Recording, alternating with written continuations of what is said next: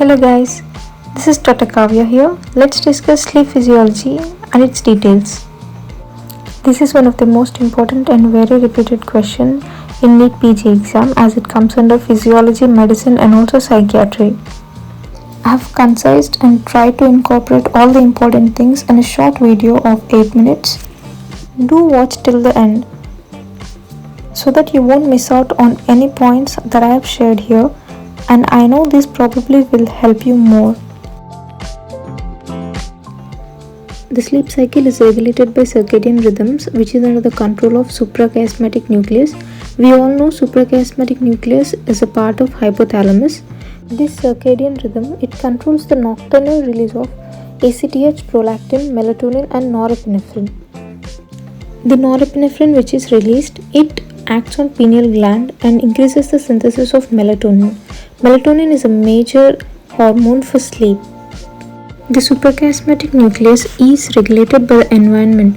So if we are surrounded by light, the action of suprachiasmatic nucleus decreases and the production of melatonin also decreases, thus leading to insomnia.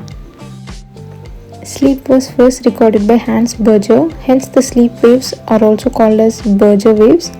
And also we have to know that Hans Berger is the father of electroencephalogram.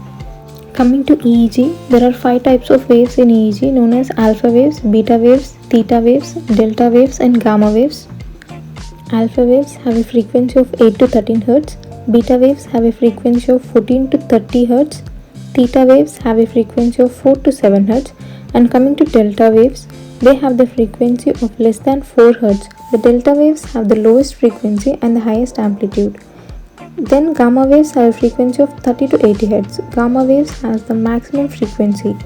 Alpha waves are produced in a relaxed state, such as when the person is awake with eyes closed. They occur in the parietal and occipital cortex regions. Beta waves are seen during any activity which causes attention and sensory stimulation, and they are also seen in REM sleep. Hence REM sleep is also called as paradoxical sleep, that we are going to discuss in a few seconds. And beta waves occur in the frontal region. Usually theta waves are normal in children but are seen in drowsy or sleeping adults in the deep sleep. A predominance of theta waves in awake adults suggests they are having emotional stress or any brain disorders. The hippocampal area is responsible for production of theta waves, and thus these theta waves also help in memory processing. Delta waves are high amplitude but slow waves with a frequency of less than 4 Hz. The enhanced expect delta waves when awake, and adults expect them in deep sleep. And gamma waves are seen during focused attention. Coming to the sleep cycle, we can remember the order of waves that occur during sleep with a mnemonic called bats drink blood. When we usually go to sleep, at first we will be awake with eyes open, followed by awake with eyes closed, and then we will fall into sleep.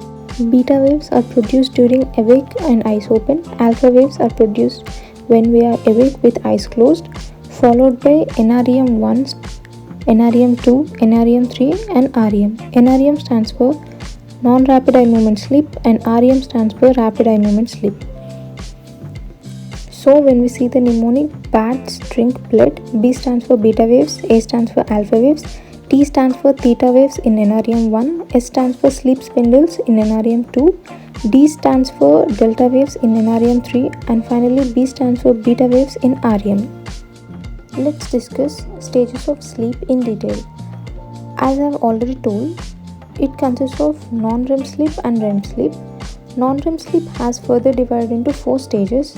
Stage 1, which constitutes of 5% of sleep, it is called as light sleep where theta waves are produced. Stage 2, it constitutes 40 to 45% of sleep and it is considered as deep sleep where the sleep spindles and K complexes occur in the EEG.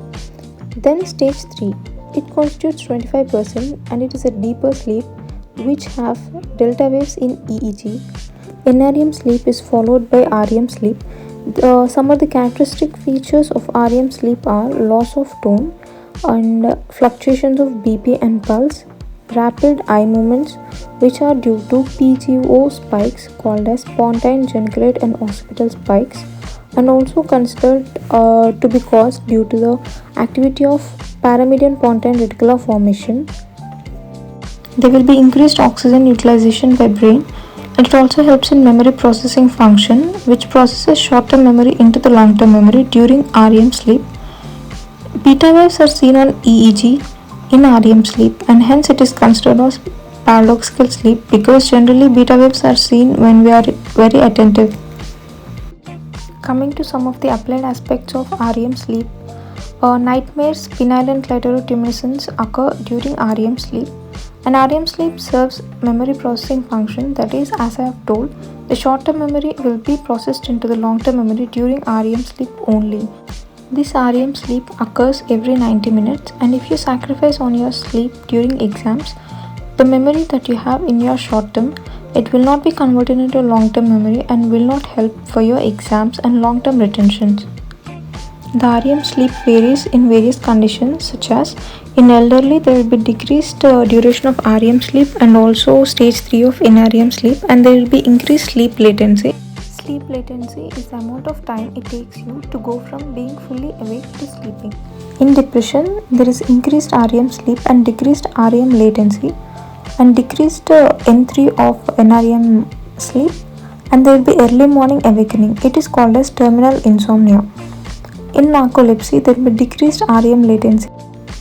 Coming to applied pharmacology, the alcohol, benzodiazepines and barbiturates, they decrease the N3 and REM sleep.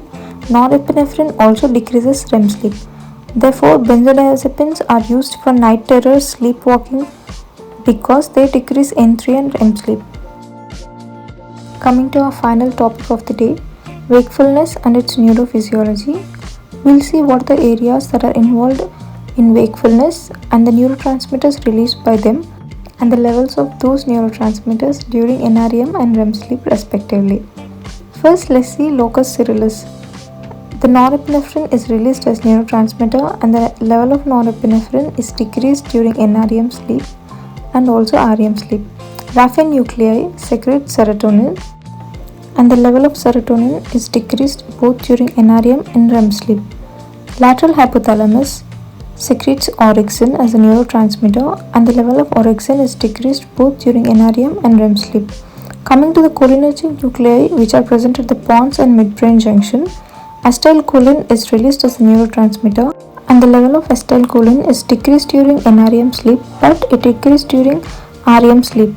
This is responsible for the eyeball movements. Finally, tuberomammillary nuclei, which have histamine as a neurotransmitter, and the level of histamine is decreased both during NREM and REM sleep. This is a very short video and concised video on sleep and its physiology. I hope this helps. Like, share and subscribe. Have a happy preparation, guys.